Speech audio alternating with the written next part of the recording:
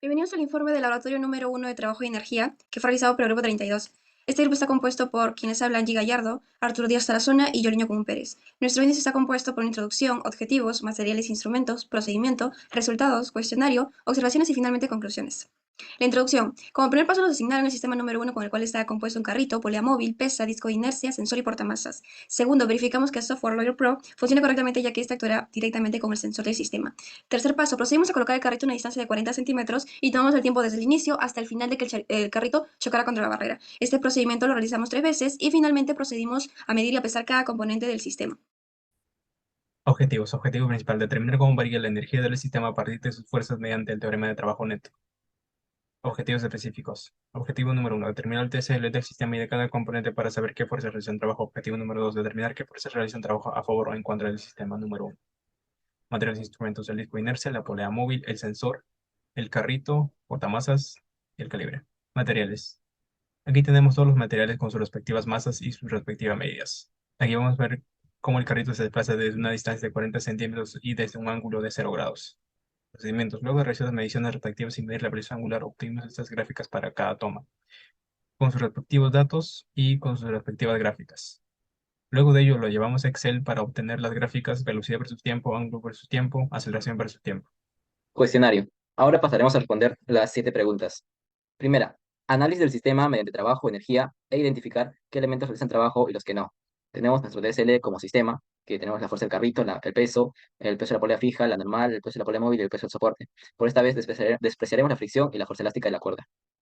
En el trabajo del carrito, tenemos que solamente la tensión realiza trabajo, en la polea realiza el trabajo la tensión 1, la tensión 2 negativo y el peso de la tensión 3 trabajo positivo. En la polea fija, tenemos que la tensión 1 y la tensión 2 realizan trabajo, la tensión 2 es negativa. En el portamasas, el peso realiza trabajo positivo y la tensión trabajo negativo.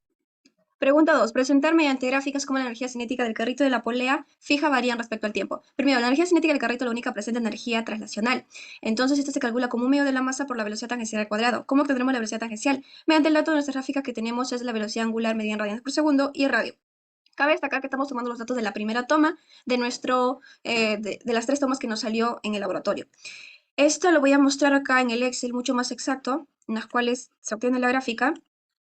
Aquí está, velocidad tangencial, velocidad angular por radio.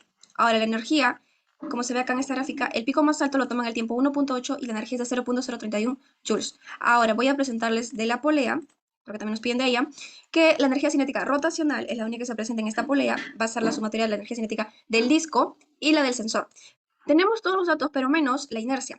El momento de inercia del sensor se calcula como un medio de la masa por el radio externo al cuadrado y el momento de inercia del disco se calcula como un medio de la masa por la sumatoria de los ambos radios al cuadrado, ¿no? Y finalmente sumamos ambas energías cinéticas, que va a ser un medio de la inercia por velocidad angular al cuadrado del disco y un medio del momento de inercia del sensor por velocidad angular al cuadrado. Ambos se suman y acá en Excel se muestra esta gráfica.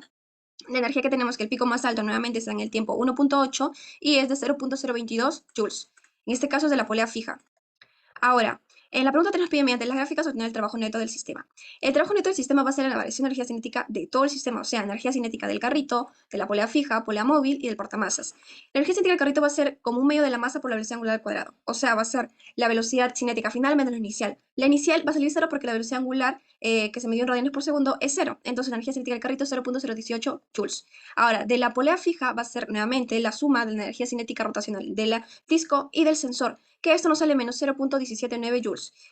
Ahora, energía cinética de la polea móvil es un medio del momento de inercia de la polea móvil por la velocidad angular al cuadrado. Esta inercia se calcula como un medio de la masa por el radio al cuadrado.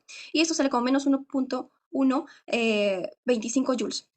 Y finalmente el portamasa de energía cinética es un medio de la masa por la velocidad tangencial al cuadrado, que sale 0.081 joules. Ahora, en el ítem 4 nos piden explicar qué factores externos afectan al sistema y cómo podrían ser cuantificados para tener un resultado exacto. Hemos encontrado dos.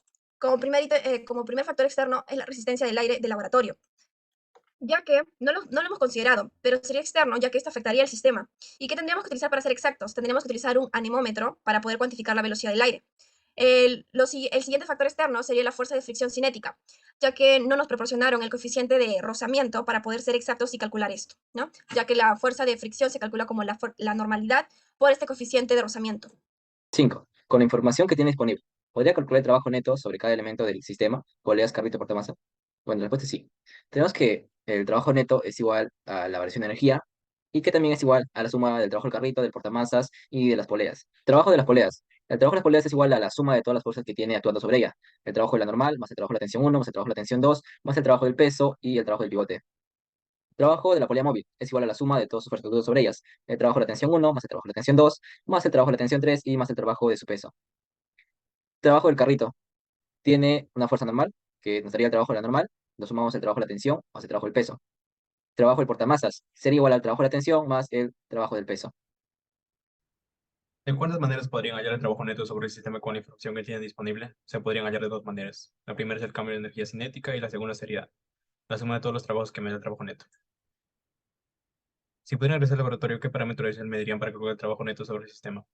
Sería la fuerza de fricción. Se tendría que medir el coeficiente de rozamiento que tiene el piso donde se desplaza el carrito para poder calcular el trabajo neto con más precisión, porque siempre los materiales de contacto tienen coeficiente de rozamiento. Observaciones. Errores experimentales. Uno de los errores que podemos haber encontrado en el laboratorio es que el calibre y la balanza no nos den los datos exactos de los materiales que usamos. Otro error, que el carrito no esté exactamente a 40 centímetros de distancia. Y el último, que el sensor no esté calibrado y nos dé otros datos que podrían afectar todos los resultados. Como conclusión general tenemos que utilizamos el concepto de trabajo neto y así determinamos cómo la energía del sistema varió respecto al tiempo. Como primera conclusión específica tenemos que realizamos el DCL del sistema número 1 y cada componente del sistema y determinamos qué fuerzas actúan sobre el sistema. Como segunda conclusión específica tenemos es que determinamos qué fuerzas actúan sobre el sistema y analizamos el trabajo de cada fuerza sobre el sistema y además si es que este trabajo que realizaban era a favor o en contra del movimiento en el sistema. Muchas gracias a todos.